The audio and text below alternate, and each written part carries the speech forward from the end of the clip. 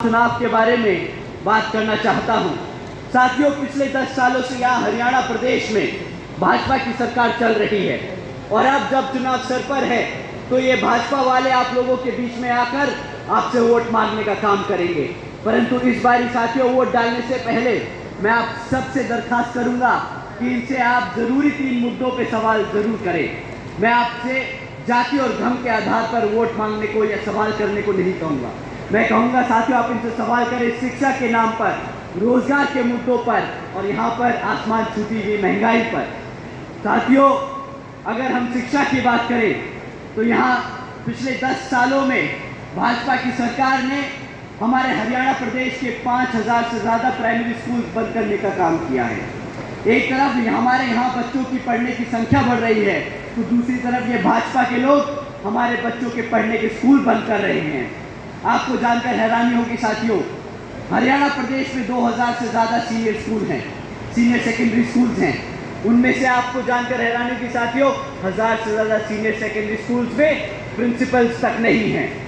एक तरफ साथियों 2017 से हमारे SC ST OBC समाज के छात्रों की स्कॉलरशिप के पैसे भी रोके गए हैं।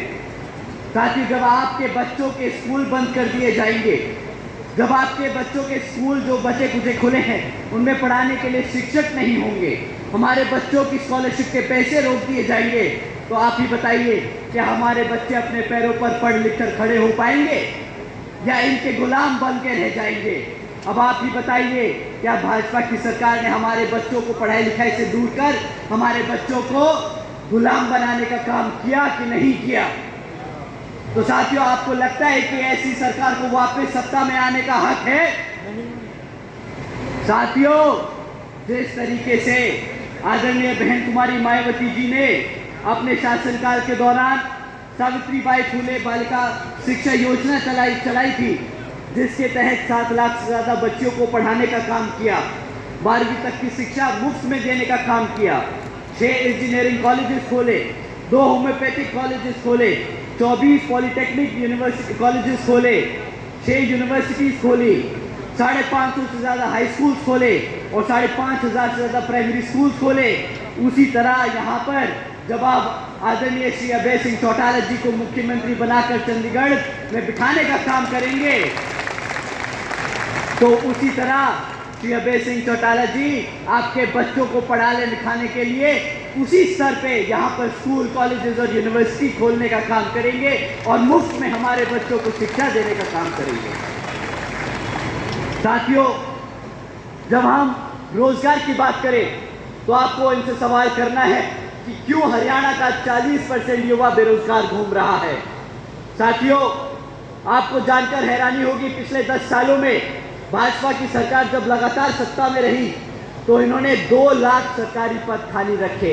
आज तक 2 लाख सरकारी पद खाली हैं और जब हम बोलते हैं कि भाई ये सरकारी पद भरे जाएं तो ये आप लोगों के सामने कौशल विकास निगम जैसी योजनाएं लेकर आते हैं, जिसके तहत ये पक्की नौकरियां नहीं, आपके बच्चों को कच्ची नौकरी देने का काम करते हैं। इसी के तहत साथियों, हमारे यूनिवर्सिटीज़ में 2000 से ज़्यादा कॉलेज के प्रोफेसर्स हैं जो पक्की होने की मांग कर रहे हैं। पिछले 10 सालों से आज तक उन्हें पक्का नहीं किया गया है। साथियों, आप जानते हैं क्यों ये सरकार आपको पक्की रोजगार नहीं देना चाहती, क्यों हमारे बच्चों को पढ़ लिख कर उनको पक्का नौकरी नहीं देना चाहती? साथियों, अगर पक्की नौकरियां मिलेंगी तो आपको आरक्षण भी मिलेगा, सरकारी नौकरियों में आरक्षण भी मिलेगा। ये लोग चाहते नहीं कि आपको आरक्षण मिल जाए, आपको पक्की नौकरियां मिल जाएं। साथियों, अगर कोई सरकार आपके आरक्षण के खिलाफ है, आपके बच्चों के खिलाफ है, आपके बच्चों के भविष्य के खिलाफ है, तो आप ही बताइए क्या ऐसी सरकार को वापस आप अपने प्रदेश में घुसने देंगे?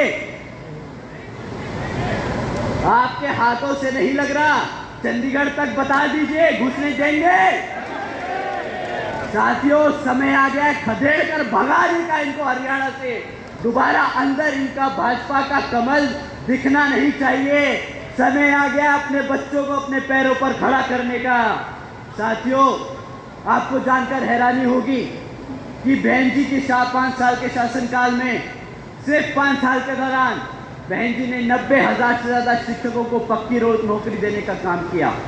1 लाख से अधिक सफाई कर्मचारियों को भर्ती किया।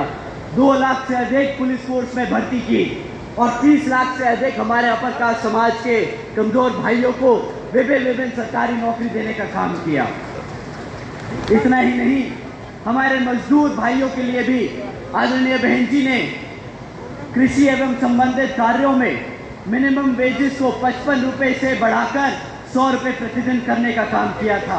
हमारे ओबीसी समाज के सभी साथियों के लिए क्रीमी लेयर की वार्षिक आय को 3 लाख रुपए से बढ़ाकर 5 लाख रुपए करने का काम किया था। और हमारे किसान भाइयों को जानकर अच्छा लगेगा कि बहन जी के शासनकाल में बहन जी ने रातों रात गन्ना दाम खरीदी के दाम दुगने कर दिए थे, जिससे हमारे किसान भाइयों की आमदनी रातों रात दुगनी हो गई थी। साथियों, बहन जी के गवर्नेंस मॉडल के तहत चलकर बसपा की सरकार ने प्रदेश के सभी समाज के लोगों को अपने पैरों पर खड़ा कर एक स्वाभिमान से जीने का अधिकार दिलाने का काम किया था। और अब साथियों, अगर हम महंगाई की बात करें तो ये आप लोगों से कोई भी बात नहीं करेंगे, आपके बीच में आकर महंगाई की बात नहीं करेंगे। आपको बोलेंगे मुफ्त में राशन ले लो, खुल के चौड़ के बोलते हैं हमने 80 करोड़ जनता को मुफ्त में राशन दिया। अब हमारी माताएं यहाँ बैठी हैं, माताएं आप बताएं कि राशन महीने का आपको कितना मिल जाता होगा? 1000 रुपये से ज़्यादा का राशन तो नहीं दे पाते होंगे ये लोग, नहीं। साल का 12,000 रुपये का राशन बनता है, परंतु अगर आपके घर में तीनों बच्चों को रोजगार मिल जाता तो हर एक बच्चा अपने आप 20-20 हज़ार रुपये महीना कमाता, साल का 2.5 लाख रुपया वो कमाता। ये भाजपा वाले आपको 12,000 रुपये का मुफ्त में राशन देकर आपसे 2.5 लाख रुपये का चूना लगाने का काम कर रहे हैं। साथियों, कांग्रेस वाले कुछ कम नहीं। जहां जहां पर कांग्रेस की सरकारें चल रही हैं वहां पर वो भी 2 कदम आगे हैं इन भाजपाओं से। उन्हें भी बोलते, वहां पे भी अपनी सरकारों में बोलते हैं कि मुफ्त में राशन ले लो। मुफ्त में राशन देके हमारे टैक्स पेयर्स पे बोझ बढ़ाने का काम करते हैं, हमारे बच्चों को रोजगार देने का नहीं। साथियों, एक तरफ भाजपा और कांग्रेस है जो आपके बच्चों को गुलाम बनाना चाहती है, आपके भविष्य को खतरे में डालती है, और दूसरी तरफ बसपा और इनेलो के गठबंधन की सरकार है जो आपके बच्चों को पढ़ा लिखाकर उनको काबिल बनाकर समाज में आत्मसम्मान से खड़े होने का अवसर देने का काम करना चाहती है।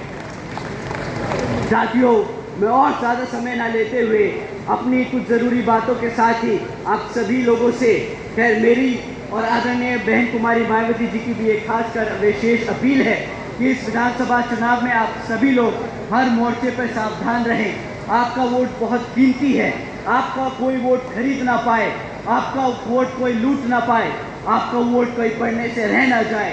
साथियों, जाति, बिरादरी, धन, बल, मंदिर, मस्जिद या किसी भी भावना आदि के नाम पर कोई स्वार्थी आपके वोट का गलत इस्तेमाल ना करा ले, दुरुपयोग ना कर ले। साथियों, क्योंकि देश की हर एक महिला, पुरुष व वो युवा को वोट डालने का अधिकार यहाँ परम पूज्य बाबा साहब डॉक्टर भीमराव अंबेडकर जी की अति महत्वपूर्ण देन है। मैं आप सभी लोगों से ये खास अपील करता हूँ कि अपने यहाँ जिन जिन क्षेत्र में बसपा और इनेलो के विधानसभा उम्मीदवार चुनाव लड़ रहे हैं, तो आप उनको वोटिंग मशीन के सामने वाले वोटिंग मशीन पर बसपा का हाथी चुनाव चिन्ह और इनेलो का चश्मे का चुनाव चिन्ह वाले सामने वाला बटन दबाकर भारी मतों से जिताकर श्री अभय सिंह चौटाला जी को मुख्यमंत्री बनाने का काम करें।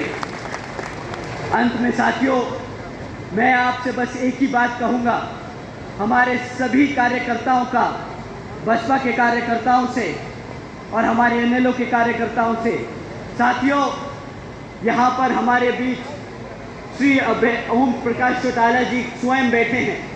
वो इसके खुद भुक्तभोगी हैं, वो जानते हैं, वो आपको बताते हैं कि साथियों सत्ता कभी भी दी नहीं जाती, कोई भी आपको आकर आपको सत्ता नहीं देगा, सत्ता हमेशा छीनी जाती है। तो साथियों, समय आ गया है कमर कस के जंग के मैदान में उतरने का, सत्ता छीनने का समय आ गया है और यहाँ पर अपने आप को शासक बनाने का समय आ गया है। जय भीम, जय भारत।